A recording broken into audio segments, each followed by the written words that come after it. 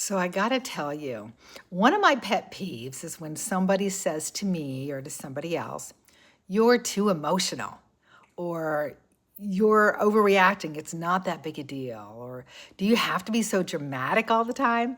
Hi, I'm Coach Kathleen with Phoenix Rising. And sometimes people are overly dramatic.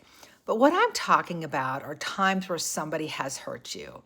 They've wronged you, treated you badly, said something hurtful, and you simply spoke up.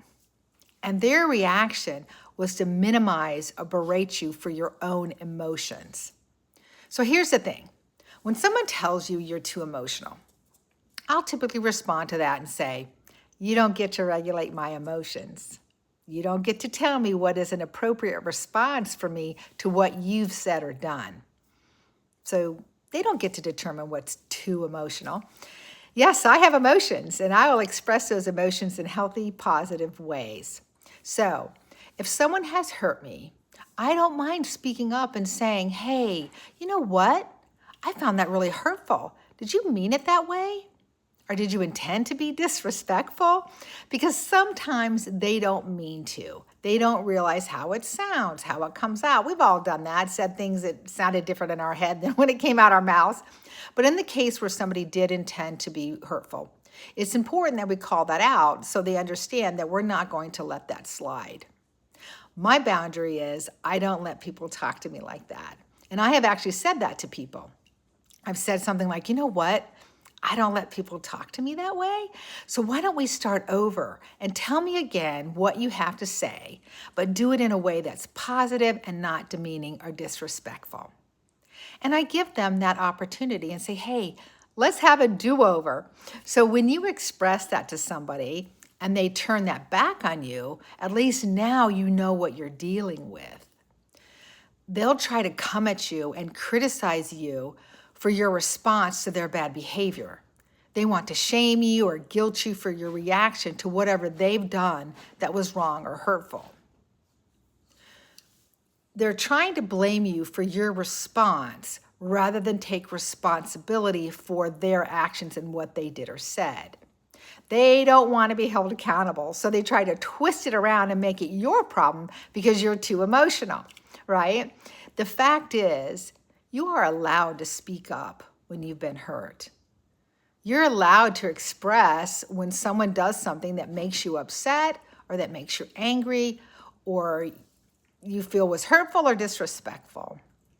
And a normal, healthy functioning person will say, oh, geez, I'm sorry. I didn't realize that hurt you like that, or I never intended that. Here's what I really meant to say, but I didn't mean to hurt you. I'm so sorry. So that's a normal, healthy interaction. But when somebody starts to attack your emotions, then you know that is not someone who's emotionally safe or healthy. So the best thing to do is to remove yourself from that situation or even cut off their access to you, or at least to recognize that's not an emotionally safe person for you. If you're in a relationship with that person, perhaps it's your partner or your parent or siblings or a coworker, sometimes it's very difficult to just remove yourself. But there are ways that you can begin to set boundaries. But the key is to call out the behavior and not allow it to go unchallenged. Don't suffer in silence. Recognize their reaction is an avoidance technique to avoid being held accountable and having consequences for their wrong behavior.